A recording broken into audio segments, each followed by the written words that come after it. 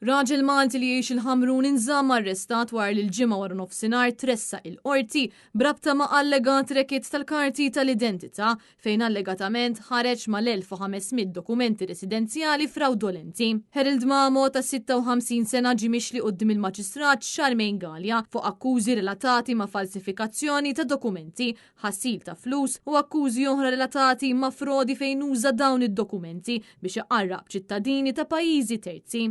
Li wettaq dawn ir-rejati fit-19 ta' Awwissu u fix-xhur u s-snin ta' qabel u b'kollox ġie akkużat bi 13 l-akkuża. Il-qorti ċaħdet it-talba għal ħelsien mill-arrest tal-akkużat. Il-prosekuzzjoni semmiet kif waslu għal dan kollu fejn tkellmet dwar il-fatt li mara anzjana kienet iddaħlet f'dar tal-anzjani f'Awwissu li għadda u mad-dar tagħha fl-imsida qatt ma kellha mwaħla letterbox iżda xi ħadd mhux magħruf kien marwaħħa l-letterbox mal-faċċata tagħha. Intqal ukoll li membri tal-familja kienu skoprew xi dokumenti relatati ma' residence permits li fissru moviment ħieles lil persuni Indjani kontra liġi. Kien l-avukat Jason Azzopardi li żvela dan ir-rekit aktar kmieni din is-sena fejn sostna li dawk involuti fosthom uffiċjali ta' identità Malta iġġeneraw madwar 60 miljun euro b'mod komplessiv u mhux brabta mal-każ ta' Harold Mamo biss. Dan ir-rekit allegatament beda jopera fl-2015 u ra madwar 18,000 karta l-identità Maltija falsa maħruġa lil ċittadini ta' pajjiżi terzi. Kull dokument allegatament imbieħ għal prezzijiet li jvarjaw minn 2,000 euro sa 8,000 euro. Dan il-każ idur ma' stejjer xokkanti dwar kif nies sabu l-numri tal-karta l-identità